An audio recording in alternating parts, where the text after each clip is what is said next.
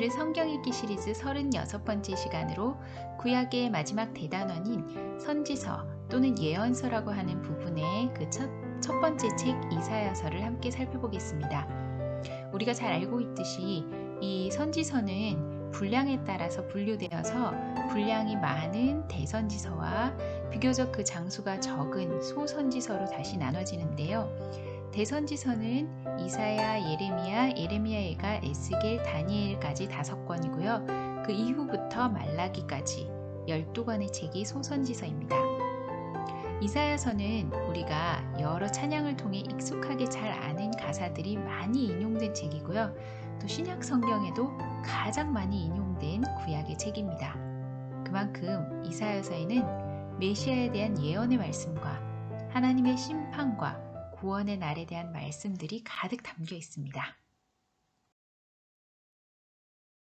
선지자 이사야는 신분과 학식이 아주 높은 왕족 출신으로 당시 정치적인 상황이나 국제적인 관계들 또는 사회 지도층의 생활상에 대해서 밝게 알고 있었던 사람이었습니다.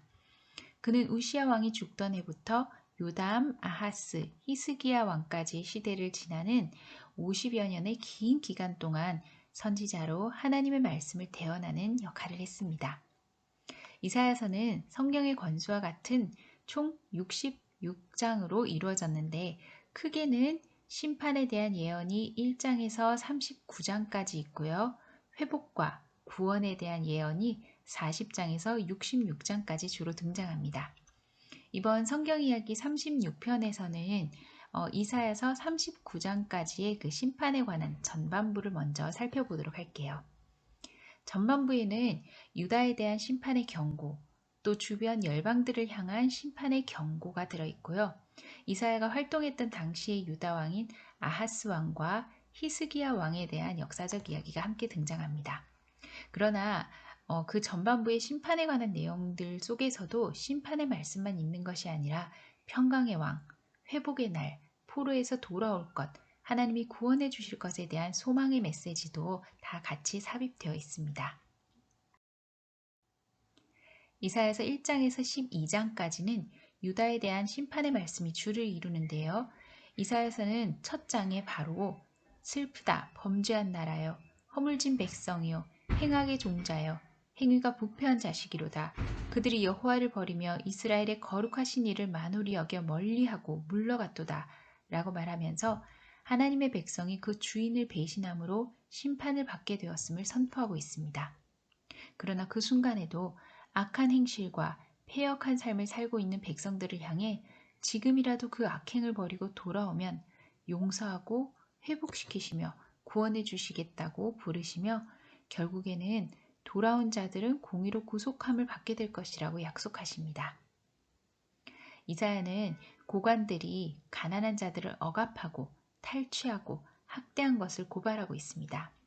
그러나 여호와의 날에 그들은 낮아지겠고 엎드러지며 예루살렘은 멸망하게 되고 시온이 황폐해질 것이라고 경고합니다.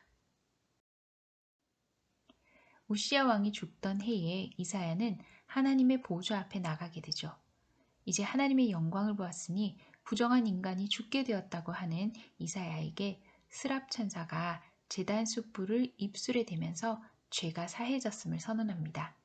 그리고 주께서 내가 누구를 보내며 누가 우리를 위하여 갈고 물으실 때 이사야는 내가 여기 있나이다 나를 보내소서 하고 답하죠.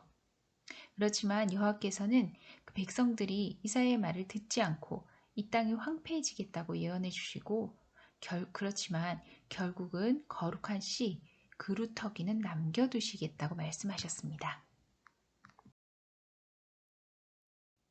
우시야 왕의 손자인 아하스 왕 때에는 아람의 왕과 그 지도를 보면 유다 바로 위에 이제 이스라엘이고 이스라엘 옆에 이제 아람이 같이 있는데요. 이 아수르를 대항해서 아람과 북이스라엘 왕이 동맹을 맺고 또 유다를 공격하고 있던 때였습니다.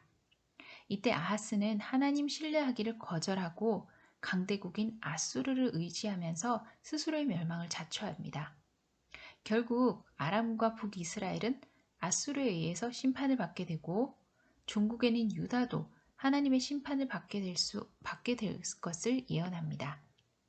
그러나 하나님은 이사야를 통해 임마누엘의 징조를 주시며 위기 속에서도 여전히 하나님 편에 남는 자들에게는 구원이 있을 것을 말씀해 주시죠. 그리고 북이스라엘과 아람을 심판하는 도구로 사용됐던 아수르조차도 그들의 교만으로 하나님께 심판을 받게 될 거를 말씀해 주셔요.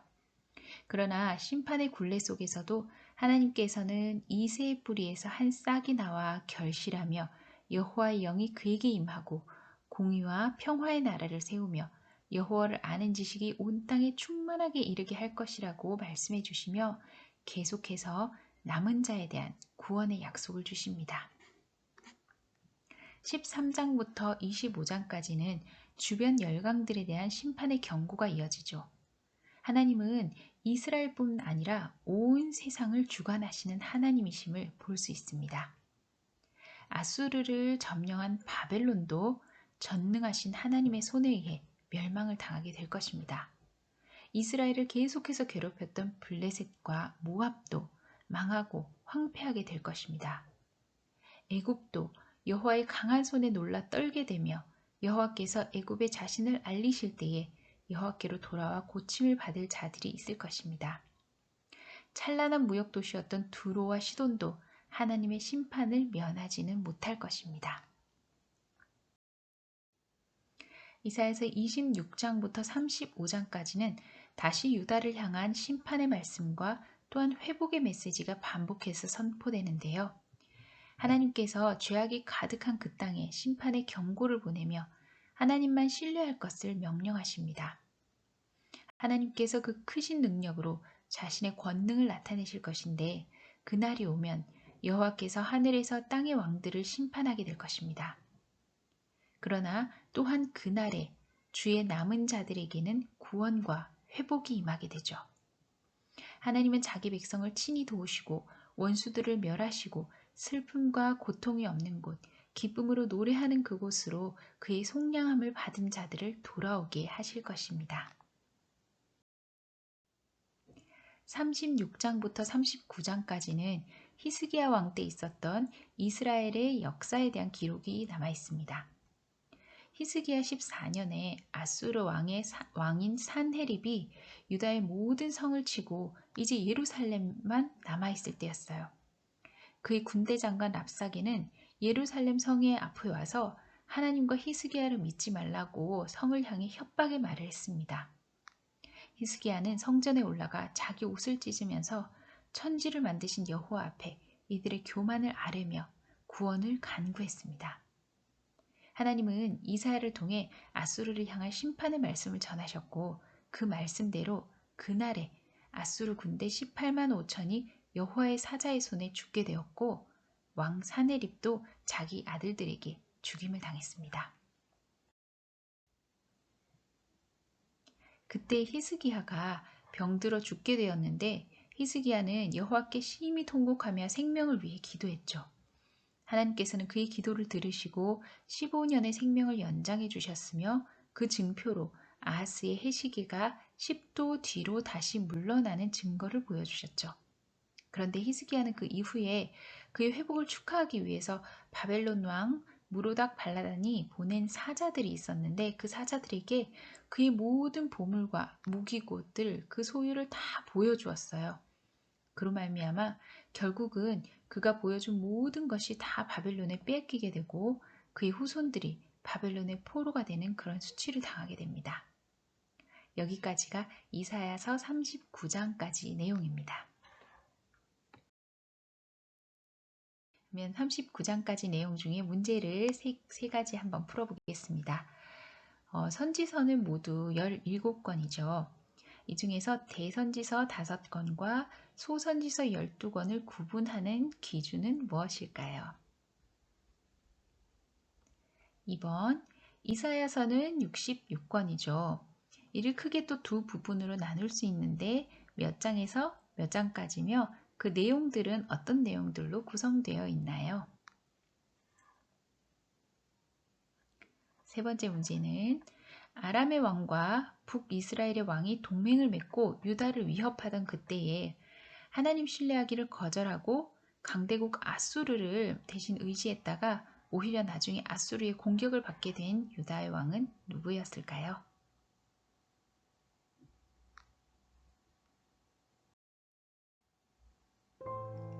하나님의 섭리와 역사는 우리 인간으로서는 도저히 다 이해할 수도 없고 상상조차 미치지 못하는 놀랍고 신비한 일입니다. 이사야서를 읽으면서 그나마 우리는 유다와 열국들의 훗날의 역사를 알고 있고 또 예수 그리스도께서 이 땅에 오신 성취를 보았기 때문에 그 놀라운 약속들이 어떤 의미인지는 조금이나마 알 수 있지만 당시 이사야의 예언을 듣는 그 백성들은 정말 이 예언이 어리둥절하고 이해하기 어려웠을 것 같다는 생각이 들었어요.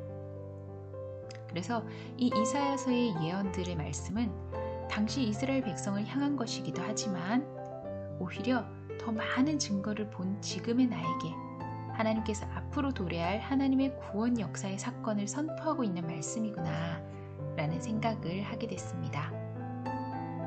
우리는 이사야의 예언들이 성취된 지난 역사를 보았고 또 예수님이 오신 것을 보았습니다. 그렇기에 앞으로 하나님의 심판의 날과 구원의 날이 반드시 올 것을 확신할 수 있죠.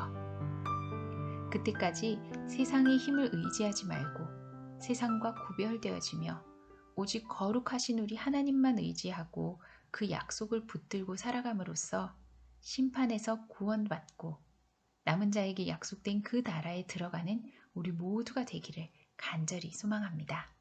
평안하세요.